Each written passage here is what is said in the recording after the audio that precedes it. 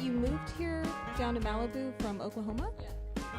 Do you think that moving down here kind of helped you to grow as an artist? Yeah, I mean, I moved here when I was 18, so it was to come to college. I, for the first time, wasn't living with my parents, and I was on a completely different side of the country. So I feel like, I don't know if Malibu or California made me grow. I think maybe it was just kind of that time period. You just change a lot. How did your family feel about you moving all the way down here, or did they come with you? No, they're still in Oklahoma, and I mean, they were great about it. They trust me, and they trust my heart, and they're so supportive. I couldn't have asked for a better parents or better siblings at all.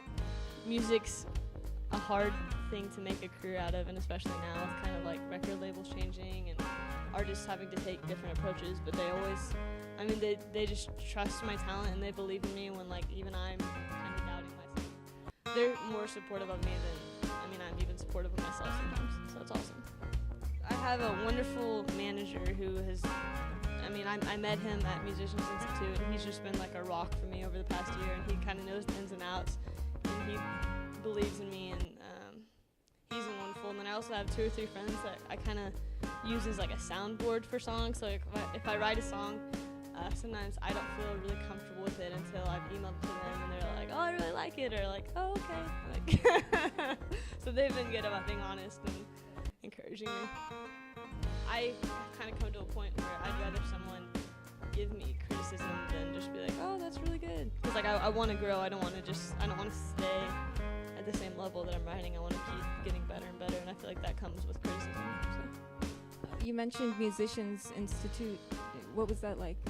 It was interesting. I studied audio engineering there. I liked it. I mean, it definitely took me out of my comfort zone. I didn't know anything about Pro Tools or Logic or recording or mics or anything before that. So I mean, I grew a lot. I feel like there's obviously so much more to learn, but it was cool. I think it expanded my abilities as a musician. Do you feel like a lot of your songs are autobiographical about your own life?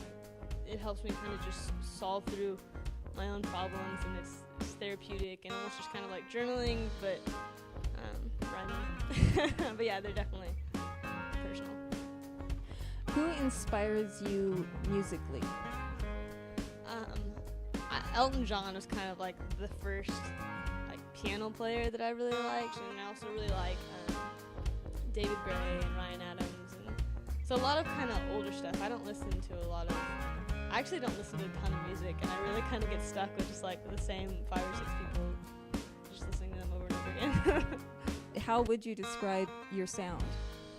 I mean, I think right now I definitely am kind of a pop folk. I feel like my EP, I wanted it to be a pop album, in that it kind of in the way that Coldplay is, where you turn on a Coldplay song and automatically you feel comfortable with it, you kind of know what's going to happen next. So I didn't want it to be experimental. I wanted it to be just kind of foundationally sound and pop, but at the same time, my favorite type of music to listen to is kind of just sad folk stuff. So I definitely have elements of that too, and I feel like just kind of as I keep writing, sorry, and keep getting just kind of truer to myself as a musician, and what's in my heart or whatever, it'll probably go more and more folk and more kind of raw indie. So, and then as far as who I sound like, I mean, I get compared to kind of Ingrid Michaelson. I've been compared to Ellie Goulding a lot lately. Have you heard of her? Yeah. I think it's just because we both kind of have that weird vibrato thing. I mean, she's awesome. I'm not calling her weird if she's watching this. But I've gotten compared to her a lot, and I get compared to the female version of David Gray a lot, which I like him.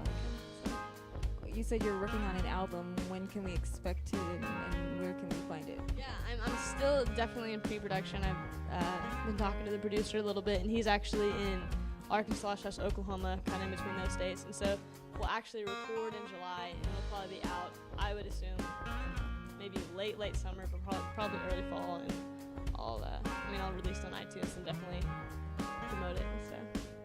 I've been working on a lot of new songs, and I mean, I've been playing a lot of shows, and I'm not tired of my EP, but I'm ready for new things, just to kind of keep myself excited and interested and passionate about it.